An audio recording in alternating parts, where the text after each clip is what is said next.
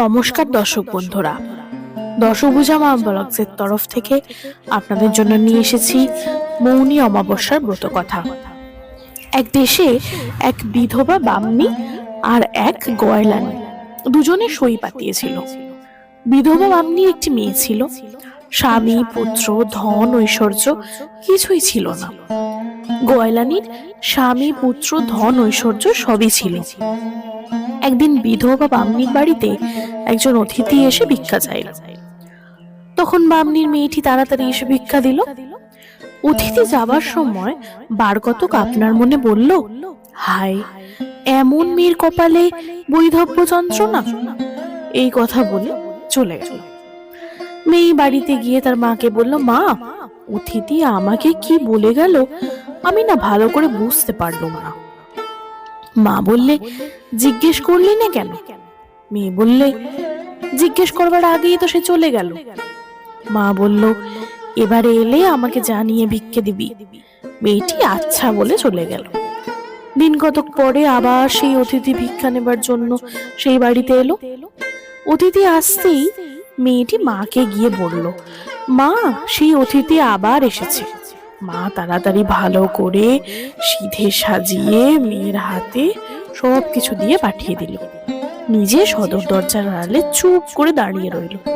মেয়ে যখন ভিক্ষা দিচ্ছে তখন অতিথি বলল, হায় ভগবান, তুমি এমন সুন্দর মেয়ের কপালে কেন বৈধব্য লিখলে?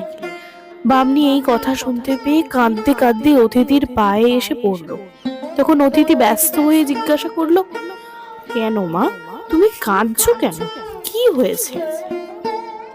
বামনী বলে, ঠাকুর, তুমি যে কথা বললে সে কথা কি সত্যি হবে? অতিথি বলল, হ্যাঁ মা, সত্যি। বাসর ঘরে এর স্বামী হঠাৎ মারা যাবে। বামনী তখন আরো কাঁদতে কাঁদতে বলল, ঠাকুর, এর উপায় তোমায় করতে হবে।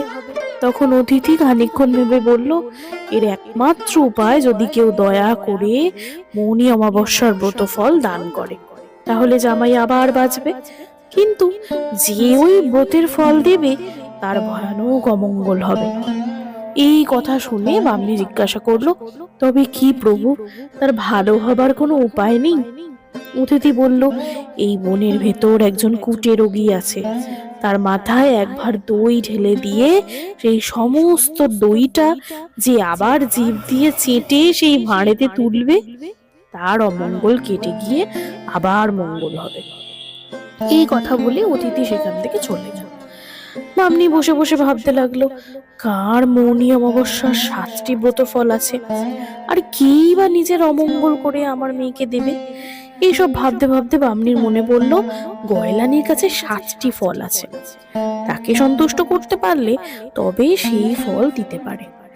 এই ভেবে রোজ ভোরবেলায় গিয়ে তার বাড়ি ঘরদোর সব ঝাড় দিয়ে আসে। গয়লানী রোজ সকালে উঠে দেখি কি তার বাড়ি ঘরদোর সব পরিষ্কার করে দিয়ে যায়, কিছুই ঠিক করতে পারলে না। তারপর একদিন খুব ভোরে উঠে লুকিয়ে রইল। খানিক পরে দেখলো তার সই সেই বামনী এসে সব পরিষ্কার করছে। তারপর যখন সে চলে যাচ্ছে তখন তাকে গিয়ে ধরে বলল, এ কি সই, তুমি কেন এরকম করে আমার বাড়ি ঘরদোর পরিষ্কার করো? আমি হচ্ছে গয়লার মেয়ে আর তুমি হচ্ছে বামুনির মেয়ে। তুমি এরকম করলে আমার স্বামী পুত্রের যে অকল্যাণ হবে। বামনী তখন কাঁদতে কাঁদতে সেই অতিথির সমস্ত কথা বলল। কেবল যে ফল দেবে তার অমঙ্গল হবে, আর তার কি করে ভালো হবে সেই কথাটুকু বলল না। গয়লানী সেই কথা শুনে তার সইকে বলল, সে কি কথা সই, তোমার মেয়ে আর আমার মেয়ে কি ভিন্ন? তুমি আমার বাড়ি ঘর পরিষ্কার করে আমায় সন্তুষ্ট করতে যাচ্ছিলে? বামনী তখন বলল, তোমাকে আমায় এই বিপদ থেকে উদ্ধার করতেই হবে। আমার মেয়ের বিয়ের রাত্রে বাসর ঘরেই হঠাৎ আমার জামাই মরে যাবে। তুমি সেই সময় তোমার মৌন অমাবস্যার 7টি ফল দিলেই আমার জামাই বেঁচে উঠবে। গয়লানী তাতে রাজি হল। বামনী মনের আনন্দে ঘরে ফিরে গেল। ক্রমে মেয়ে বড় হলো। চারিদিক থেকে খুঁজে পেতে বামনী একটি মনের মতো পাত্র ঠিক করলো। মেয়ের সঙ্গে বিয়ে দিল। বিয়ের রাত্রেই জামাই হঠাৎ মারা গেল। তখন গয়লানী তাড়াতাড়ি তার ফল এনে দিল। দিতেই জামাই বেঁচে উঠলো। তারপর নির্বিঘ্নে বিয়ে থা সব চুকে গেল, যে যার বাড়ি গিয়ে শুয়ে পড়ল।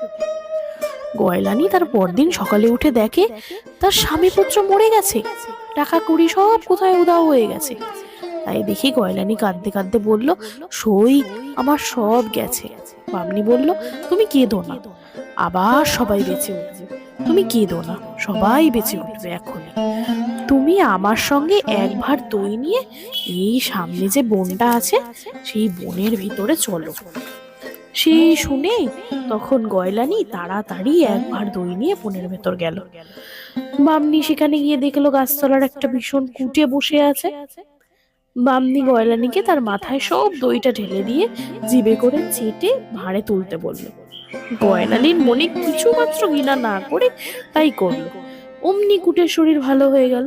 তখন সেই কুটে বামুন বলল, আমি তোমাদের 12 ব্রতে বিশ্বাস আছে কিনা পরীক্ষা করার জন্য এরকম ছলনা করলাম। তারপর গয়লানি বলল, তোমার মৌনি অমাবস্যার ব্রতের ফল তোমার স্বামী পুত্র সব বেঁচে উঠেছে, যেমন ধন দৌলত ছিল সব ঠিক আছে। আমি সেই ব্রতের ফলদাতা নারায়ণ। তখন বামনি আর গয়লানি দুজনে বামুনের পায়ে লুটিয়ে পড়ল। বামুন তখন চতুর্ভুজ মূর্তিতে তাদের দুজনকে দেখা দিয়ে বললেন, ধর্মে মতি রেখো আর ভক্তি করে 12 ব্রত করো, তাহলে আর কখনো কোনো অনিষ্ট হবে না। এই কথা বলেই তিনি অন্তর্ধান করলেন। দুই সই বাড়ি ফিরে গয়লানি দেখলে তার যেমন সংসার তেমনই আছে। বাড়িতে যাবা মাত্র ছেলে মেয়েরা সবাই বললে, মা কোথায় গিয়েছিলে? বাড়ির সব লোক জিজ্ঞাসা করলো, কোথায় গিয়েছিলে? গয়লানি তখন সমস্ত কথা সবাইকে বলল। সবাই খুব আশ্চর্য হয়ে গেল। গয়লানি আর বামনি দুজন কিছুকাল সুখে কাটিয়ে যে যার ছেলে মেয়েদের ব্রতের কথা শিখিয়ে দিয়ে স্বর্গে চলে গেল। তাদের ছেলে মেয়েরা ব্রতের প্রচার করতে লাগলো। নমস্কার।